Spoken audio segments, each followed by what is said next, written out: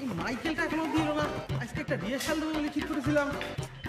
এই জীবনটাই আমি আর রাখবো না। কেন কি হয়েছে? আমার রিহার্সালে কি হবে তাইলে? আমি রাখ তো রিহার্সাল, জীবনের কন্টেন্ট ঘেটে গেল তো রিহার্সাল করছিস। কি হয়েছে মাইকেল? আরে মা সরস্বতী আমার কথা শুনলে কিন্তু তাতেও ঝামেলা ভারী।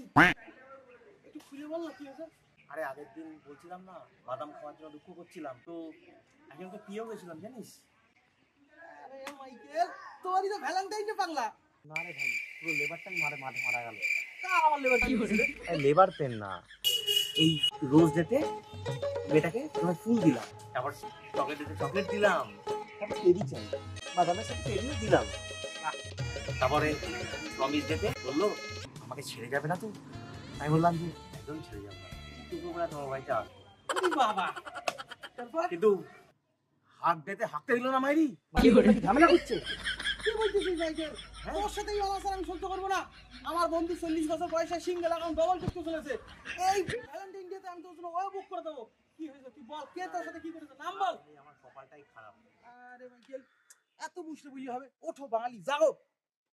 না রে, বহু সমস্যা রঞ্জনার জীবনে। এক মিনিট রঞ্জনাটাকে?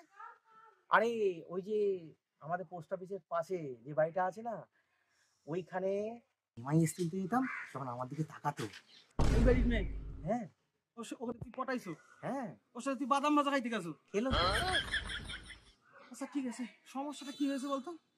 সমস্যা বড় গুরুতর।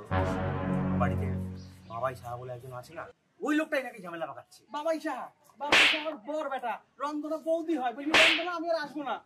তুই জানিস ও ডাকাইতের বংশধর কেটে না কুচি কুচি করে মাটিতে ছাড়। এই নারী স্বাধীনতার যুগে এসব কেউ মানে নাকি এখন? ও যখন রাজি, কি করবে কাজী? কি করে? পাড়ায় ঢুকলে ঠ্যাং কড়া করে দেবো বলেছে পাড়ার দাদারা, অন্য পাড়া দিয়ে যাচ্ছে চাই